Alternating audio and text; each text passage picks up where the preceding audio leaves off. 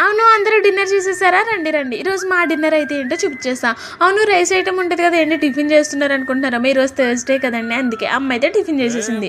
Taste అయితే నిజంగా చాలా అంటే చాలా బావుంటదనమాట. టిఫిన్‌లో ఫస్ట్ ఏం నాకు గుర్తుకొస్తుందంటే అది నాకు ఖచ్చితంగా చపాతీయే గుర్తుకొస్తది. ఎందుకంటే నేను చపాతీ ఫ్యాన్ అనమాట. నిజంగా టు బీ ఫ్రాంక్ చెప్తున్నా. కాకపోతే ఈ చపాతీకి ఇంకో నేమ్ కూడా ఉంది కదా! రోటీ అంటారు. నేను ఫస్ట్‌లో డౌట్ పడేదాన్ని. రోటీ వేరు, చపాతీ వేరా అని చెప్పేసి. కానీ కాదంట, 2 ఒకటే. ఇప్పుడు పుల్కా, పరోటా అని చెప్పేసి ఎలా అంటారో సేమ్ చపాతీకి, రోటీకి రిలేషన్ కూడా అంతే. చపాతీ అయితే చాలా అంటే చాలా సాఫ్ట్‌గా ఉంది. ఇంత సాఫ్ట్‌నెస్‌కి కారణం ఏంటో చెప్పనా?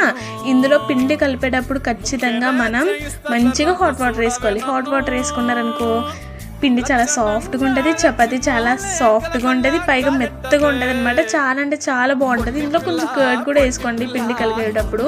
నెక్స్ట్ వచ్చేసి ఇందులోకి చాలామంది కొంచెం గ్రేవీగా తింటారేమో. కాకపోతే నేను ఫ్రై చేసుకున్నా. ఎందుకంటే అమ్మ ఫ్రై చేసింది. చామగడ్డ ఫ్రై అనమాట. దీన్ని చాలామంది చామదుంప అంటారు, చామగడ్డ అంటారు. మేమైతే చామగడ్డ అంటాం.